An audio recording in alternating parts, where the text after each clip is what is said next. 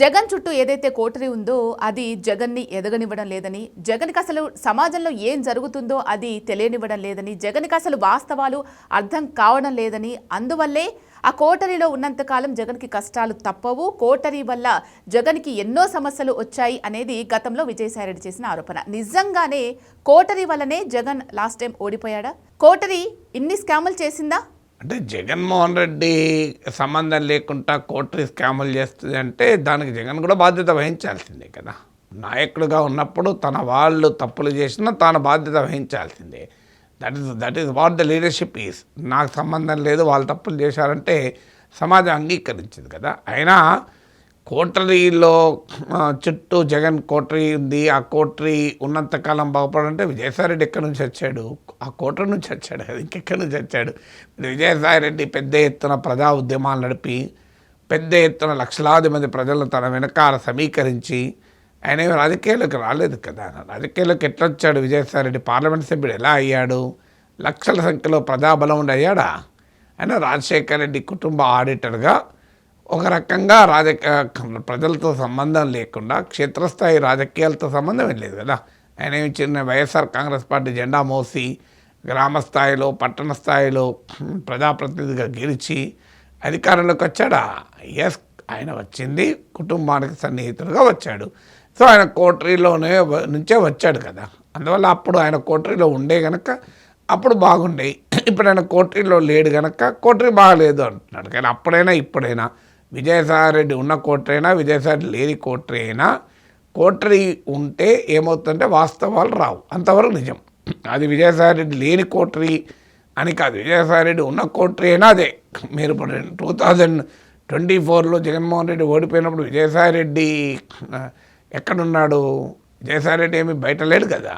అందువల్ల విజయసాయిరెడ్డి కోటరీ ఉండగానే జగన్ దెబ్బతిన్నాడు కదా.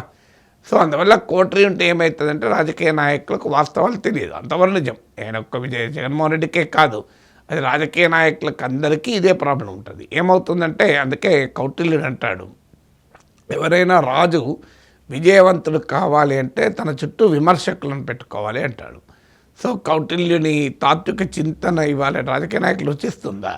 చుట్టూ విమర్శకులను పెట్టుకుంటారు, ఆ విమర్శకులను చూస్తేనే అడలెత్తిపోతారు, విమర్శకులను చూస్తేనే చిర్రెత్తుకపోతుంది. విమర్శలు యాక్సెప్ట్ చేయరు. సొంత పార్టీల పక్క పెట్టు, బయటోడు విమర్శిస్తేనే వాడిని వేరేటువంటి పార్టీ ఖాతాలు వేయడమో, లేకుంటే శత్రువుగా చూడడమో, లేకుంటే తమ సోషల్ మీడియా ఆర్మీ ద్వారా ట్రోల్ చేయించడమో, క్యారెక్టర్ అసాసినేషన్ చేయడమో, ఇవన్నీ చేస్తారు తప్ప విమర్శకుడు ఒక విమర్శ చెప్తున్నాడంటే ఇది తనకి ఇది ఏమైనా ఉపయోగపడుతుందేమో, ఆయన అన్న దాంట్లో తప్పేమైనా ఉందా అని ఒక ఆత్మపరిశీలన చేసుకుంటే వాళ్ళే బాగుపడతారు. కానీ రాజకీయ నాయకులు అలా ఆత్మపరిశీలన చేసుకోరు. వాళ్ళకు కావాల్సిన చుట్టూ 100 మాదులు కావాలి. నీవే గొప్ప, నీదే గొప్ప, అంతా నీదే అని ఎక్కడాకా అవుతుంది, ఓడిపోయేదాకా చేస్తారు. అందుకే కేసీఆర్ ఓడిపోయాడు, అందుకే చంద్రబాబు నాయుడు 2019లో ఓడిపోయాడు, అందుకే జగన్ 2024లో ఓడిపోయాడు. సో ఎవరైతే తనను మెచ్చుకునే వాళ్ళని చుట్టూ పెట్టుకొని తమకు రుచించే అంశాలే చెప్పించుకుంటూ తమకుతో పని ఉన్న వాళ్ళని చుట్టూ పెట్టుకున్నారనుకోండి, పని ఉన్నవాడు ఎప్పుడు కూడా నెగిటివ్ చెప్పాడు, రుచించేది చెప్తాడు, ఎందుకంటే వాడు పని కావాలి కదా. సో అందువల్ల నిజంగా రాజకీయ నాయకులు బయట సమాజంలో తనను ప్రశ్నించే వారితో కూడా తెలుసుకోగలిగితే వాళ్ళు డెఫినెట్గా లాభపడతారు. ఇప్పుడు 2018లో నేను వీడియో పెట్టాను, చంద్రబాబు నాయుడుకు దడ పుట్టించే 8 అంశాలు అని. మీరు కావాలన్నా యూట్యూబ్లో ఉంటుంది. 2018లో పెట్టాను. 2019లో ఏం జరిగింది? ఆ రోజు నన్ను ఏమన్నారు, మరి నేను చెప్తున్న 8 అంశాలు నిజమేనా, ఇందులో మనమేనా మార్చుకునే అవకాశం ఉందా? నిజమైతే మార్చుకుంటే మాకు లాభాన్ని అనుకొని అందులో మార్చుకొని ఉండుంటే 2019లో కూడా మళ్ళీ చంద్రబాబు నాయుడు గెలిచేవాడు. కానీ ఏమన్నారు, నేనేదో వేరే టీడీపీ వ్యతిరేకత ముద్రేసి నాపై దాడి చేశారు. ఏం మిగిలింది? 2019లో ఓడిపోయారు.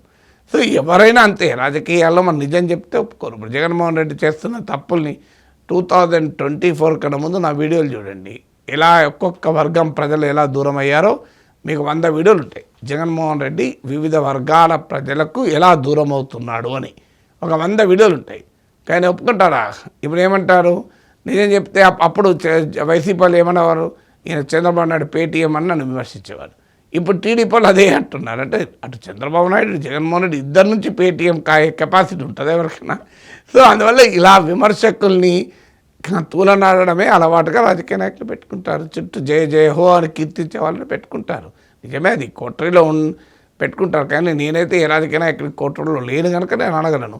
తాము కోటరీలో ఉండి కోటరీ నుంచి బయటపడ్డాక అయ్యా అన్యాయం కోటరీ అంటే ఎట్లా?